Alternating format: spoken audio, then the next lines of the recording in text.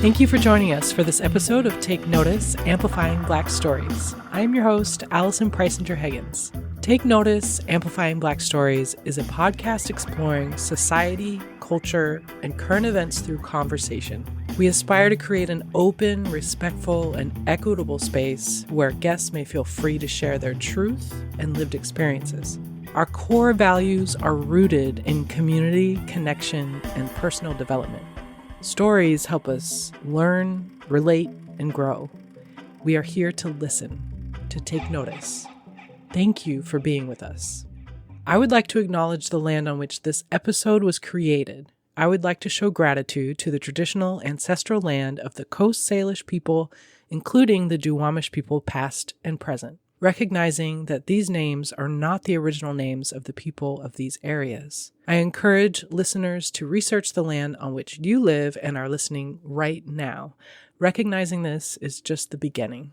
The more you explore, challenge, and learn, the more questions may arise, but this is how we grow and connect. In this episode, I speak with licensed therapist, musician, and creator Tina Rix. We discuss what led to her becoming a mental health therapist and advocate, her musical inspirations and aspirations, and her film project. Just a quick warning, there is a discussion of sexual and emotional abuse in our conversation. Tina has a heart to help others in whatever way she can. Born and raised in Texas, the Nigerian American R&B pop soul artist has been crafting and creating art using multiple mediums from an early age. After years of placing her musical talents on hold, Rix decided to take her musical aspirations more seriously. No Looking Back, a musical journey that aims to spark a flame in listeners that promotes health, healing, elevation, and self-love, is the album that is now available by Tina Rix, so check it out. Thank you for being here, and please enjoy this episode with Tina Rix. All right. Well, Tina, thank you for joining me on Take Notice today. It's good to see you. You're in Austin, Texas, is that right? Yes, I'm in Austin, Texas. Hi, thanks for having me. I'm excited. Absolutely. Yeah, me too. Does it usually is it hot by now in Austin? Oh, yeah, it's hot in Austin. The sun's out, sun's beaming. People that love the sun are loving it. People that would rather it be cooler are not having that great of a time. But it's not raining. Up here. They'd be fine. Like big natural disasters here, so I can't complain. Right. Yes. Yeah. We're kind of like landlocked, Yeah, right. I haven't actually visited Austin yet, and I've been wanting to because I'm a musician as well. So I'd love to visit the city and check out all the venues and stuff. So one day I'll get to Austin. One day. Sounds but Seattle's a music place too. So it is. Yeah. That's probably why you haven't been. It honestly has Austin vibes. Or I say Austin has Seattle vibes. Seattle has Austin vibes. I guess kind of similar. A little bit. Yeah. When I visited in 2017 around December, I was like, it's got its own thing going on, but I feel maybe it's the authenticity, the creativity, energy that's going on around there, kind of like stripped down, not over polished kind of vibes. Yeah, right. A little different than the LA or New York vibes in different. Yeah, exactly. Totally different. Yeah. Yeah. I would say Austin, from what I've heard of it, might be similar to Portland as well in Oregon. So yes, yeah, it is awesome. Yeah. Well, I guess maybe I think of that because of that slogan that they both have: "Keep Austin weird, keep Portland weird." Oh, I didn't know Portland was the same. They have that too. Yeah. I would categorize myself as a weirdo. I'm an INFJ. Do you know what your MTBI is? Yeah, mine is the same. I think INFJ. Is it INFJ? Yeah. Really? Yeah. I think so. It's been a second since I've looked at it. Do you know the people that are in our category? You know the guy from the show You? No, I don't. On Netflix, he's like a serial killer. That's not good. They fall into our category. Like, that's not good. We're in our heads a lot. We're really creative. Yes. Yeah, that sounds right. Yeah. I didn't know that. What's the show again? You? It's called You. It's crazy. It's a crazy I'll have to check it out. I had no idea. It's on Netflix. You got to look it up. Okay. I'll look that up. That's funny. Yeah. I meet a lot of people who are really close, but not quite the same. So I was talking about that with people could say 1%, something like that. I think females are 3% of all of the 16 personality types. And overall, we're 1% of the personality types for men and women. Yeah. Oh, okay. Oh, interesting. Yeah. Huh. Yeah, it's been a while since I've done that, so I should probably do it again. I imagine. Does that change as you? It can change depending on if Yeah. like if you went through trauma or something, it could change. You could turn Mm, more introverted or extroverted depending on your healing and all of that. Yeah. But some of sure. those core, like your F and J may not change, but your that first letter might change. Yeah, that makes sense. Yeah, so Yeah, interesting. The it is. personality tests, I've done a handful of different ones, and that one seems to hold long, it has a little more foundation to it or something like that. So, Yeah. and you would know about it because you're a licensed therapist as Yeah. well. So, you know all these things. Yeah. Mine But changed yeah. from an ENFJ to an INFJ. Oh, So okay. extroverted to introverted, which is interesting. So a lot of intuitive feeling, that's our like number one thing. That's what we go off of. Instead Mm-hmm. of getting that energy from outside to fuel us, we're going completely inward to guide us. Right. So yeah, so I think just like maturing and my rose-colored glasses are gone that I used to wear for the world. It's like I still want to help and everything, but it's through a different way. Through helping myself in healing, I'm able to help other people rather than trying to get all these people to go along this journey with me that I haven't even gone on myself yet. I Oh, guess so. sure. Yeah. Yeah, So it's like that makes a lot of sense. they Yeah. both have the same kind of end goal, but they're going about it in a different way. Hmm. Yeah, you've realigned your approach. It sounds like, yeah. Yes. Hmm. Mhm. And so, going back a bit, what kind of got you into your licensed therapist, and you have an all online practice now, if I Mhm. understood correctly? What got you into that initially? Kind of going back to school days and all that stuff. What Mhm. was an influence to That's a get you good into that? question. That's a wonderful question. I went through a lot of abuse as a child. My parents, they weren't the best. My dad was sexually molesting me, and I Mm. was the youngest daughter. So he would tell me things like, "You're next. You're the ones that Oh. have gone through it already." And I was like, "Oh no, no, not me. No, no, no, no, no, no, no." Mm. So I left at 14, and they pretty much shunned me. So they were narcissistic family system. They shunned me for being the whistleblower. So I've just kind Mm. of been like the black sheep since I was 14. I'm 37 now. The black sheep of my family. And not only just the black sheep like to be shunned, but also all the things that come along with a nasty narcissistic personality disorder characteristics like smear campaigns, sabotaging you, and all those things. So I was like, there are a few steps ahead of me. Wherever I would turn, they would like turn people against me. So that kind of makes Mm. you feel like if someone does give you attention, then that's like a big deal because you're always getting negative, and you've done nothing. Right. So that kind of landed me into like overtaking my high school boyfriend relationships too seriously. Ended up getting Oh. pregnant. I had the baby. So I had a baby at 16. But that didn't stop me. I finished high school early and went on to college and finished college at 20. When I finished getting that degree, that was like in human sciences, human foods and nutrition. I wanted to be a registered dietitian. But I changed my mind and I was like, I want to help people. Like what I've been through is hard. And nobody would have thought that I would be 21 with a master's degree and a 4.0 GPA with a daughter as a Black woman in America. So there's got to be more me's out there, and I want to help. So I was a graduate student intern in the human sciences department, and I saw a pamphlet, and it was like marriage and family therapy. And I was like, oh, this looks interesting. He's just sitting behind a desk and talking. Well, I love talking to people and finding out more things about them. I don't see any math in here or science. Sign me up. So I signed up and I never looked back. And I've had the same career my whole life as a mental health professional, a therapist, fully licensed since 2013, but in the field of work since 2006. So it's been a Oh, wow. 17-ish year journey. That's incredible. And you got into it so young too, which So is, young, so young. So I didn't like go through trying to figure out what my thing was. I just jumped in there. I'm like, I need an education. I got to feed this baby I have. But music was always my first love. And I was like, okay, but you like have a baby, so you can't just go couch surfing until your dreams come true, lady. So you kind of got to feed your kid. Okay, so I was like, okay, Mhm. well, if you got to feed your kid, do something that still you still get to express yourself in it. They call it the healing arts. So I still felt fulfilled, but I felt like half of me was dead still. And I went through a few narcissistic relationships, 2 narcissistic marriages. Mm. And I always had like people, I would give so much and get so little. And I feel like every single relationship was like transactional where I had to perform in order to try to get love. And it was that way basically my whole life to this second marriage that I just got out of. And it was just horrendously narcissistic and very abusive and extremely toxic. And I didn't know who I was anymore.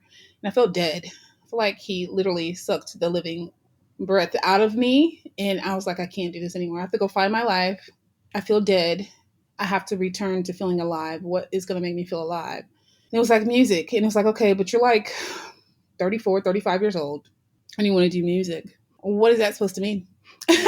What does that look like? Mm-hmm. What can you offer? What do you have to offer the industry that is not in existence? We got to use our business brains at this point if you want to step foot over there. It's a whole nother world that you haven't been part of, whether or not you feel like it's been in your heart or not. Honestly, anyone can say music is in their heart. So what makes you so special? And why is that something that the industry needs to take notice to? There's a million of you, 10 million of you. And I was like, well, there's a mental health component and there's a lack of respect for artists, especially independent artists. Independent artists kind of shape and mold where we go in the future with our music. A lot of times the big dogs come down and see what the quote unquote little dogs are doing and then shape the sound of what's going to be for the next generation or next few years. So I wanted to pay respect to them and have them share their stories instead of going and trying to get, someone's agent to see or manager to see if I can get their story and pay to get a star story. It's like, no, how about y'all are stars and I'm right here in the live music capital of the world. I'm sure we can round up a few dozen of you guys to share your stories and let's put together a movement that advocates for, one, supporting independent artists, and two, advocating for mental health, stomping out the stigma, getting people used to sharing their stories, those things that they think nobody wants to know about or will make them not perfect in this, let's look so perfect society where we're supposed to be like faking and never having a bad day on social media. It's like, I'm just so authentic. That's just so not me. Let me push authenticity and use cool people that are great musicians to help me get this story out there. So I did that. And I was hoping that I could like build the community from that here in Austin. But sometimes you have a goal and it doesn't pan out that way. And you got to go back to the drawing board and say, okay, well, that may not have worked. What's your biggest goal?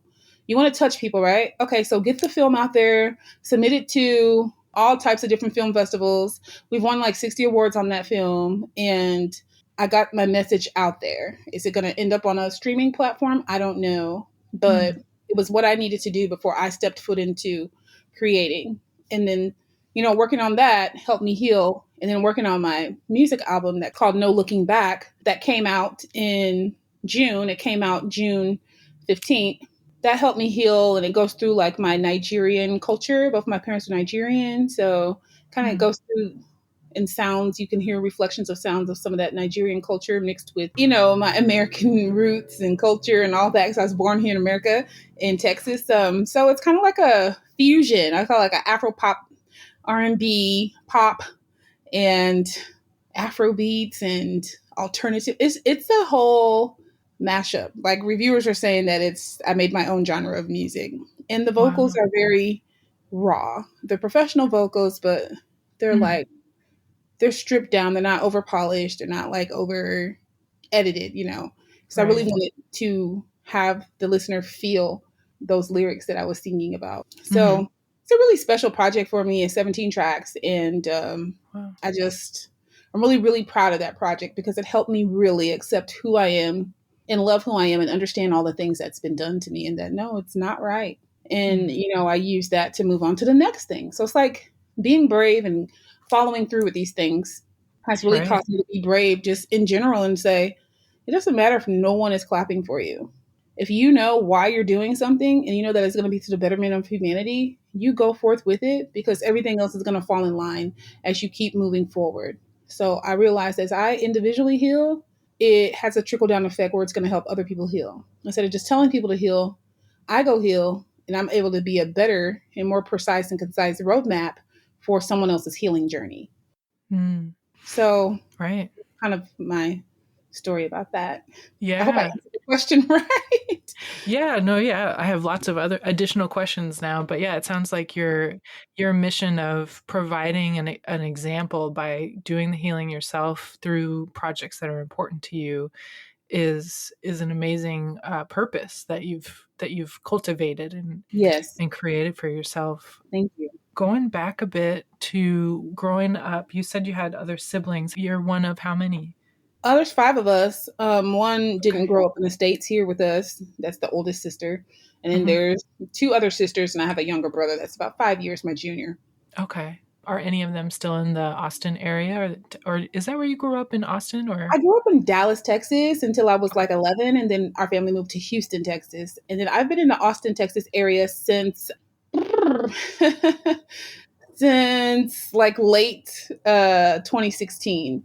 Okay. I was coming back and forth from Houston to Austin, setting up the mental health clinics. And then 2017, I moved to Austin full time. So I've been in Austin, Texas full time since 2017. It's very much different from Houston and Mhm. different from Dallas as well. All the Yeah. cities are so different. It seems like, yeah. I like I said, I haven't spent any time in any of them other than maybe like the airport in Dallas or something. But Yeah. from what I've heard of each of them, they all sound pretty different. So, and then when you left at 14, you said, where did you live with family, or what did you do at that time? I was like a product of the Child Protective Services, Okay. but I lived with a friend. I lived with a friend, and I was a track runner. I was like made varsity in ninth grade in my freshman year. So I was like the Oh, last leg of the 4x1, 4x2, 4x4 relays, and I stayed with one of my track buddies. They took me in for a school year or so, and yeah, so that's how I kind of dealt with that. So there was court hearings going on for my dad, and mm, people didn't know what was going on at the school, so they thought I was like a problem child, like a troubled kid, and I'm just like, no, just trying to not get molested from a dad, if you only knew the real story. So that's kind of how my whole life's right. been. Like, people don't really know because there's no one to vouch for me. You're just kind of out there, and people like me don't usually make it this far. So that's why the album's called No Looking Back. And Mm, the lyrics to that song, No Looking Back, is like, I know I came too far. I struggled. I'm not looking back. Glasses Cartier. They don't know what I'm looking at. They kept stabbing at my heart, but I just shook it back. I've been wronged before, but now my pocket's fat. So basically, people have always easily put me down, boldly put me down, kick me around. You can kind of do whatever you want to. Like, who's coming to check for you? I always say it's like, who's gonna check me, boo? That's the verbiage that I use about the attitude behind the treatment, and that's so sad that it's like not even only at school, at work, at church. At church is the saddest one. mm-hmm. They don't understand trauma. They they don't. If it doesn't look like their family, they just dismiss it and write it off. They don't want to know your story. They just put you in a category and boom, boom, that's it. Case Mm-hmm. closed. They come back around. Don't mess with INFJs now. Come back around later and like, whoa, how did that person get there? Well, let's just ignore it and act like it didn't happen. That's where the narcissistic abuse comes in from, because there's no validation. They're acting like you don't exist. They're gaslighting you. You're doing awesome, phenomenal things. You've had tremendous growth, but there still will not be a hand clap. It's like, why does this keep happening? I didn't understand. I thought something was wrong with me, something I'm doing. And I was just like, no, it's because somebody misjudged you, somebody smeared you, and now they have to act like they can't see you because whatever it was that they said about you isn't lining up or matching up with what's actually physically happening in your life and manifesting in your life. So that's how you always end up feeling ostracized, because people are ashamed of what they did. But since you don't have anybody to vouch for you, it's easy to just ignore you. And hopefully we'll just act like we didn't see that big win that this person just had that's a victim of our abuse. So that's Mm-hmm. just going to keep playing out. So as you move up higher and higher, you're going to be able to expose this behavior, because as you said, whenever you were a teenager in college or early 20s, graduating and going into your master's degree, this is really hard. I want to help people. Well, you've built your career. It's like the long goal for us, and we're going to keep working at it. And I feel like I'm there now where I can go back and speak against this, what I finally figured out this thing was that I was dealing with. Wow. So many Right. different variations of narcissistic abuse. This is detrimental. This Mm-hmm. is deadly because it's a soul killer. yeah, you're not holding a gun up and blasting people away, but you're blasting people's spirits apart because you don't know their stories. You don't know anything about them because they're not like you, or you feel threatened by their potential and you feel like you know more people. You can spread something bad about them so you can try to stay leveled up. Mm-hmm. And in the end, if that person's very passionate and has a strong will and they are not affected by what energy and what other people are saying, they're going to keep going. You won't be paying attention. It's like the tortoise and the hare. They're going to keep going. They're chipping away at things. They're healing. They're working through. They fall. They get back up. Before you know, you look up and they've moved up further. They've accomplished more, and they have more power, and their voice is getting louder and louder, and you're getting more and more concerned. And that's kind of where we're at now, because we're at a place now where I've built up enough to where whenever I speak about things, people pay attention. And there's those people that I've been trying to reach for over a decade or 2 decades, maybe, trying to reach and saying, I know, I'm here now. I'm here. I understand. I made it this far for you because I don't want this to keep happening to you. And I don't want this to happen to your kids. And I don't want you to turn into one of the people that did this to you, because it's easy to not keep your heart warm, and always try to train people that have been through trauma to don't turn into your abuser. Keep your heart warm and stay focused on who you know you are. People, you can't control what somebody inflicts on you, but you can heal from it, learn from it, and realize that had nothing to do with you. It has something to do with unhealed people that are probably absorbing other people's negative energy and acting them out onto other people because it was acted out onto them. But don't get caught in that tumbleweed of negativity, because it will lead to your demise, and you'll take a lot of other people down with you. So keep your heart warm and stay focused on your goal, not on what you want other people to know about you or how you want them to feel. You can't control any of that. Just stay focused on what you want to accomplish for you. And as you do that, your voice will get louder for what your purpose is and how you want to reach people out there. Yeah, absolutely. And it takes a lot of strength to be able to move forward through the types of things that it sounds like you've been through at a really young age. And some people don't either take that opportunity, or maybe they don't get that opportunity, or they don't have the strength to. And so it takes a lot to be able to have that self-awareness and build and grow a new path away from the perpetual cycles that can go through generations, for sure. One of the hardest things I've done in my life. It's been one of the hardest things. The last 2 years or so I've had to face stuff. I'm like somebody that's very positive in my own world, in my own inner world that I live in. So I'm always projecting that onto other people. And it was so hard for me to say, hey, T, everyone's not like you. Everyone's not like you. Their thought processes are not like you. They're not sitting at home and just like comfortable in their own skin. They don't get to present like, they may be envious of you because how you are at home is how you go present to the world. They have to wear like 2, 3, 4, 5 masks just to leave the home, you know? They haven't dealt with the skeletons in their closet. They haven't incorporated their dark parts and their light parts, realizing that at certain times you have to use either one, depending on what type of energy you're being presented with. Right. You know, there's just so much that you got to like learn, face, hurt through, and realize, at the end of the day, not that many people care. Well, people just don't care. We're just living in a time where people don't care. They don't genuinely care about other people. They don't care about your story. They don't care. What can you do for them? Do you have a lot of followers? What can you do for them? Do you know people? Like, that's it. If they have to give their time or give their heart or give compassion or show any kind of empathy, that's a lot of work if they're not going to be filmed doing it, or they're not going to be recognized for doing it, then it's not happening. Right. So it's like we, as a society, the majority only want to do good if it's being captured on film. Yeah, it's kind of shifted in that direction from all of, reality TV era and social media era and everything. It's I think it's definitely shifted in that direction for a lot of people. Don't appreciate creatives enough still, in my opinion, because they are keeping us sane. I'm sorry. They're keeping us sane. They're giving us a soundtrack to our lives. Any type of arts, creative arts, theater, painting, dance, jazz, all of it is helping us emote, especially those who find it very difficult to process, communicate, and would probably never, certain personality types would never go to therapy. The music is still helping them. It's helping them heal. It's helping you heal, because part of healing is anger. Some of healing is rage.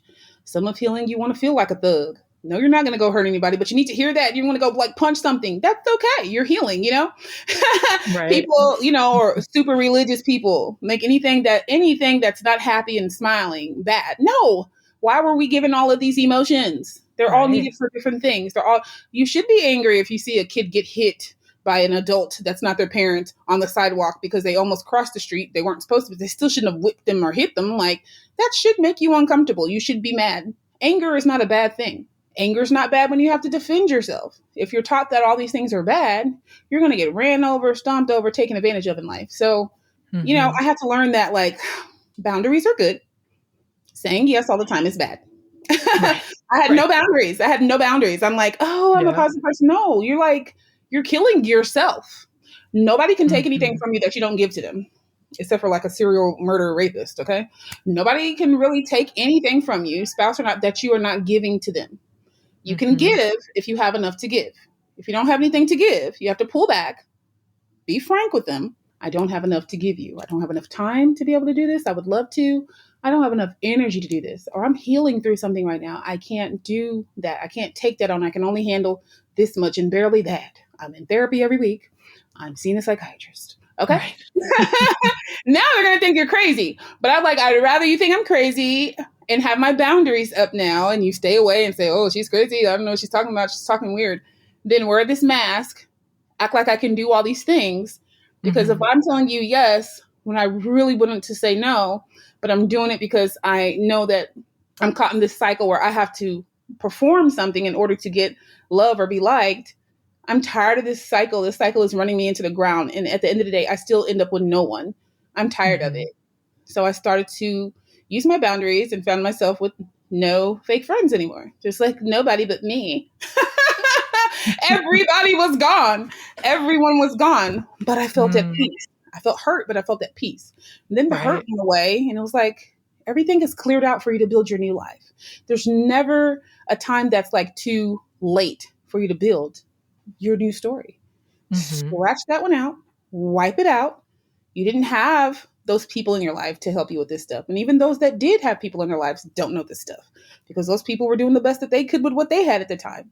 So you practice this, you go through it all, and you go out there and you help people find themselves again, heal, and live the life that they deserve to live, and no longer live it through seeking validation, approval, and love and acceptance from others. There's so much of that right here inside of us. There's just so much going on, right? We're very, very powerful beings, and we have to tap in and channel that.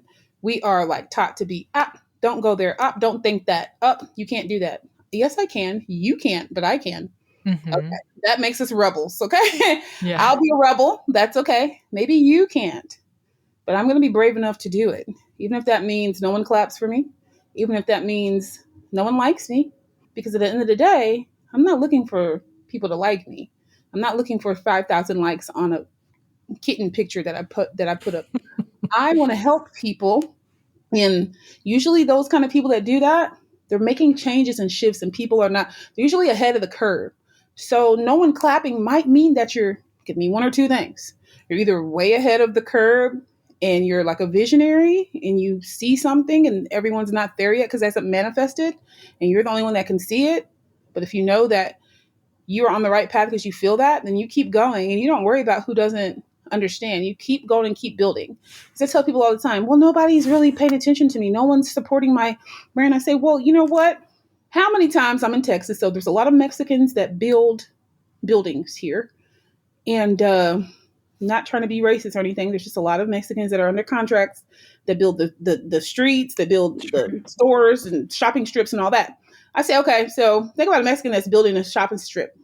Do you notice it when he's laying the bricks and foundation and the concrete and mixing it? No. Does it usually seem like a new shopping strip just pops up out of nowhere one day and you see all these like grand opening banners up? You're like, whoa, where'd that come from? Girl, we got a whole Arby's and we got a gym fitness center. Girl, we about to, girl, did they put a chicken plate? Where'd that come from? Okay.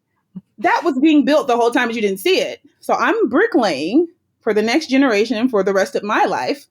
Not fun. I'm doing a lot of work just laying these bricks every day. Mm-hmm. It's not fun, but I see the end game. Mm-hmm. Okay, we're getting there. The building's up now. Now I got to paint it. Okay, that's about where we're at now. People are noticing it. Okay. So all this is worth something. You won't have to go through all this because I did. Now I just need you to support me. That's going to be a lot easier for you to do now because you can clearly see what I was building all that time. Okay, so the people that didn't get it don't really matter once you get to the end game, because the end game is going to get you a lot more attention than your journey got you. Okay, because there's nothing for them to be invested in if they don't believe in it and they don't feel like you would be the one to do it. And that's okay. You can't really feel upset about those people. Those people actually should be clapped for internally because they gave you the motivation to keep going. They gave you that fire to be like, you know what? Right. I'm going to keep going. Not to prove anything to you, but to prove it to myself.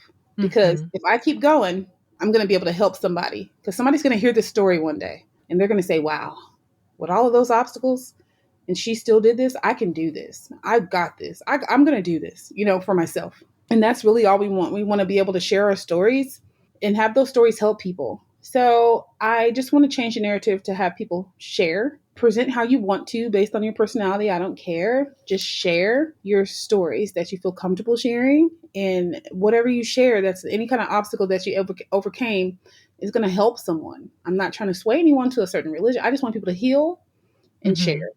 That's it. Yeah. Just heal and share. Yeah, it's huge. You connect in a much deeper way when you hear other people's stories and are allowed to share your own. Mm-hmm. Absolutely. Yeah, I can relate to so much of what you're talking about. It's that, I think it's more than that INFJ thing, but it's there too. I definitely relate to a lot of it. This person's like, everybody thinks nobody understands me. No, I'm like, wow, are we the same? She's speaking. Yeah. We're all out here and like we're all doing our little work. You're doing your work. This is I call them ministries. I call them miracles and ministries because you're here for me. You're here for me to get the story out, and someone's going to hear this. Mm-hmm. Someone's going to hear this, and it's going to help them. So you are. To call people like little mini gods and little gurus around here, but we're all kind of planted in different places and keeping things alive. There's like so many weeds around, and then there's like this one patch of grass on the street in the neighborhood that's like all green. Like, what's going on over there? Right. I see weeds everywhere else. What's going on over there? Well, we're needed, so everything doesn't have weeds, okay? And we help keep things alive. It's like we are fertilizer, and we just don't give up. We just refuse. We might be crazy, but we just refuse to give up on ourselves. And because we refuse to give up on ourselves, we are sure proof that humanity still has a chance. We still have a fighting chance because there's still those of us who care enough to continue to heal ourselves, work on ourselves, and in turn, help others work on themselves. So it's that authenticity that's keeping things moving. It's keeping the world moving around. We're out there. There's not many of us, but we're there. Right. Absolutely. Yeah. Trying to keep balance for sure. Yes. Yeah. Because you're combining so many of your interests and passions. So what initially interested you and pulled you into music? Wow. Music has always been a part of my life. I guess I'm an 80s baby. I was born in 1984. So that was 85. Wow, really? Yep. So I was born June 15, 1984. The hot song out was What's Love Got to Do with It by Tina Turner. Hey, my dad names me Tina Turner. I was supposed to be a boy. I was like their fourth daughter. They're African, okay? They're Nigerian. Where's my first son, my namesake? They still didn't get a boy. They thought they had a boy. They were so excited. I came out and I was a girl. My mom didn't even I don't even think she picked me up. My dad was like, it's okay. I will name her Iyango. That means my wealth. And then he was in love with that song, What's Love Got to Do with It? So he named me after Tina Turner. Wow, my life has kind of paralleled hers quite. quite well. Right. But yeah, so that's my namesake. So music, I listen to pop, country, R&B more so towards like my tween years, but grew up on like my people's native music from their country, Nigeria, and then those like big power ballad singers, Whitney Houston's, your Celine Dion's, those crystal clear voices, powerhouse voices, and or country. They're telling a story. It's a beautiful story. It's more authentic. It's more stripped down, more emotions in it. So I think that sound kind of comes out in my style of singing too. I think people have called it like pop soul. It's not like a lot of runs going on in the vocals, but they're definitely strong, powerful, soulful vocals. But I can pull back on that when it's not needed. Gospel sound is there. I used to sing in church with some pretty popular or famous, I guess I would say, gospel artists in the early 2000s out of Houston. That's where I started singing with Zacardi Cortez, James Fortune, and sharing the stage with some other peoples at various times for different performances like Kirk Franklin. But like a lot of gospel influence in the vocal, it's needed as well at times. But it's kind of like sprinkled in here and there. And you'll hear that and you'll be like, oh, okay, looks like a gospel vocal. Whoa, I didn't know that she was going to do that. So it's like really interesting. All the different things that I hear in my voice is really interesting. I didn't try to go in there when creating and try to sound like someone. And it was interesting to find my sound because before you write your own songs, you're singing covers of other people's songs, patterning them the way that they sing and all of that. And you really may not know what your voice can do. And in making this album, I'm just like, wow, it's my voice. And I don't know anyone that sounds like me. Like, this is cool.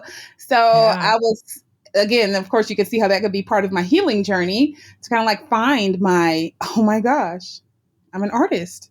Oh my gosh, I'm a singer. It's like, oh my gosh, I have my own music. Like, all that's going on inside of me. It's not really being said outwardly, but I'm just like having a party and cheering for myself on the inside. Like, every day. I just love myself so much more, accept myself so much more, and just realize, wow, girl, you have healed your ass. You've healed your butt off. And I am so proud of you, Tina, to myself. I'm so proud of you. You have 3 daughters. They have someone to look up to that is strong, brave, loving, and learn to love themselves. Not just think that all that love they had, they were giving out. And when they finally pulled back and fought back, the fight was just to be loved. And you finally pull back and say, you know what? I'm going to love myself, darn it. I'm going to love myself. All that love I'm giving out to the world, I'm going to be a little selfish and love on me for a little bit. Wow, look at what you did in 2 years that you loved on yourself. What could you have done your whole life? Or what can you do moving forward by loving yourself? If the world isn't joining the bandwagon, keep loving yourself and keep moving forward because you'll be able to reach them. So work from the inside out instead of the outside in, honey bun. And that is going to be your token. And if you take that on and it manifests for you that way, you can help everyone else heal and impact the world the same way by starting from the inside and working their way out. Yeah, that's huge. Yeah. Wow. What a namesake to have. Tina Turner. I know. Folks, that's amazing. It's very meaningful at this point now, that I have this, it's not the most fun life and story. And it's funny, I always find people will be envious or try to be catty with me. And last year I just confronted everything. I'm like, wait a minute. What exactly are you jealous of? Do you even know? Oh gosh, they took offense to it. But I didn't care. I needed to do it as part of my healing journey. That's that anger that is needed at times. It wasn't no cursing or anything, just like confrontation. What exactly are you jealous of? That I was molested? That I had a child at 16, that no one clapped for me whenever I graduated, that I was in one abusive marriage and then a second one that just ended and I had twins that are 3 years old and we're not together anymore because I had to leave. There's not really that many things to be jealous of. So when you see someone, try to get some background information, try to learn their story before you just decide that you don't like someone because they're doing well. You don't know what it's taking in them to do that. You don't. Right. So you ran into a lot of kind of jealousy recently on different things? Oh. Just a lot of jealousy, pushback, just like, she thinks she's all that, stuff like that. And it's just like, come on, guys. I'm not going to get sucked into that negativity, but you have to go heal because this is just a projection. There's something going on with you that's causing you to feel that if I succeed, you don't have a spot. And that is not true. So you have to go heal because healing is going to take you on the path that you're supposed to be on. You might think you're on the right path, but you might be out of alignment, just like a car. Once you heal and get into alignment, everything that's meant for you is going to line up. And now you're on your proper course. But until you do that healing, if you see someone else happy, you're never going to win because you haven't healed yourself so that you can win. All you can do is look down on people that win and say, I should be winning. You will never win for your own life story, your own storyline, if you don't go heal yourself. You have to go through what I'm going through in order to get to where you want to get to, that you're looking at me like this is from my story that started a long time ago. Wherever you're going to get to is going to be from your story that started a long time ago. Could end up in the same place, could not. You could end up somewhere completely cooler that's completely tailor-made to you. So that's why you don't ever look at someone else and, say, that should be me. I don't want anyone else's storyline. I love myself. And if you love yourself, there's no way that anyone else's storyline, the ups, downs, goods, bads, wins, losses, should ever make you feel uncomfortable, feel a certain kind of way, feel like, they took something from you. That means that you have some self-love issues. You have to go heal because you have to know that whatever it is that you want for yourself, you can also manifest and you can work hard at it and keep going and not stop. And you can get whatever it is that you want as well. It's all up for grabs. It's all here. We just got to put in the work and get there. You got to fight for it. And it's most of this is an internal spiritual battle because you're really erasing everything that was processed inside of your brain like a computer. You're wiping it clean and you're having to put in your own information that's relevant to you. Keep some of the stuff that was relevant and add new things in there. So you said that your music is also at least a little bit influenced by Nigerian music. Is that right? Yeah. It's like Afro pop. You'll hear some of those like Nigerian fusion, a little bit of Latin fusion, a little bit of almost like a world music sound mixed with the Afro beat sound, but not so native, kind of like done in a tasteful way that's palatable to anyone who likes pop would probably like the songs. Anyone who likes R&B would like the songs. Pop R&B, pop soulish kind of stuff. It's really unique. You should check it out. They're Tina Rix, Rix. Wonderful. Yeah. And you mentioned a while back, I think towards the beginning of our conversation, a film that you worked on. Yes. Can you explain a little more about that?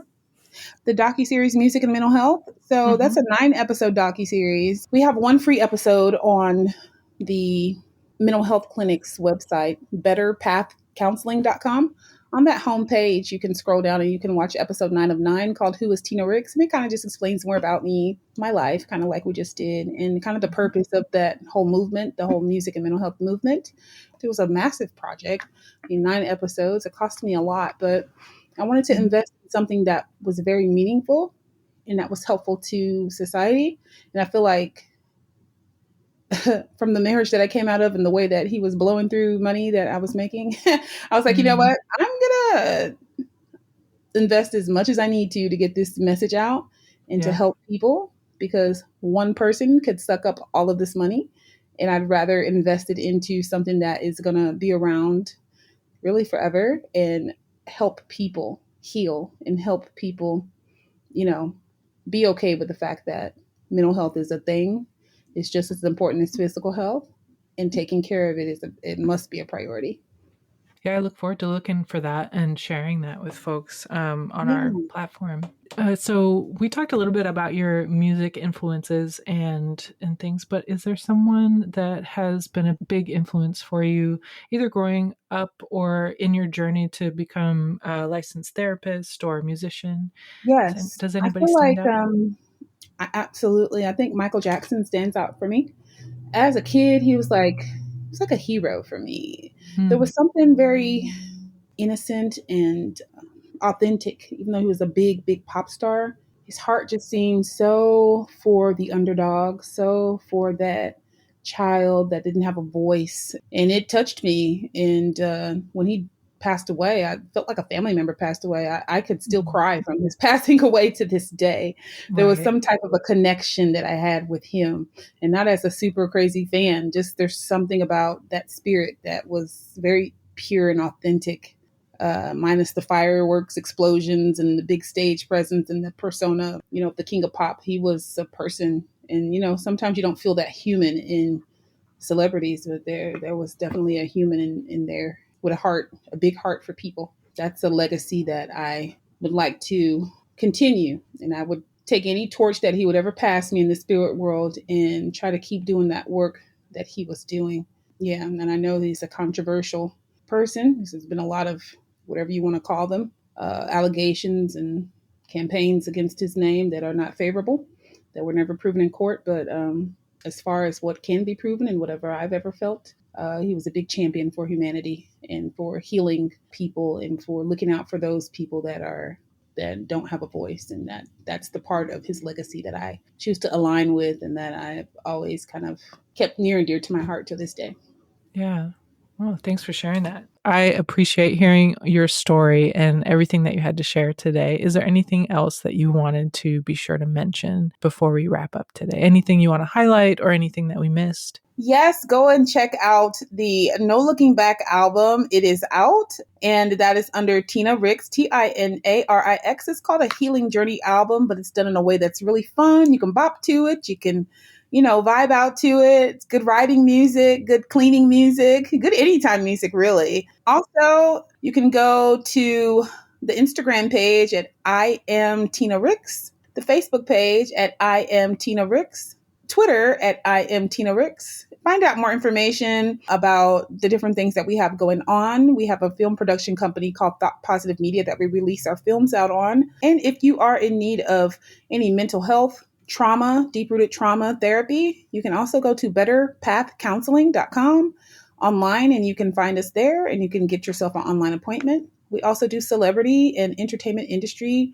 trauma therapy. So things happen in the industry. It's a tough industry to be in, and we help you work through that confidentially. In a confidential matter. I don't think that was a real word, but yeah, in a confidential way, we help you work through and navigate family issues, industry issues that you may have in film, theater, dance, music world, any of those things that fall into the entertainment industry. So we are here for you as well. That's betterpathcounseling.com. Wonderful. Thanks for sharing all that. I look forward to checking out your most recent release, the album, and the film that you mentioned as well. Awesome. Thank you so much for having me. Hopefully I can come back on at a later time. Yeah, that would be wonderful. Yeah, it was wonderful to connect with you today. Thanks for joining me. Appreciate it.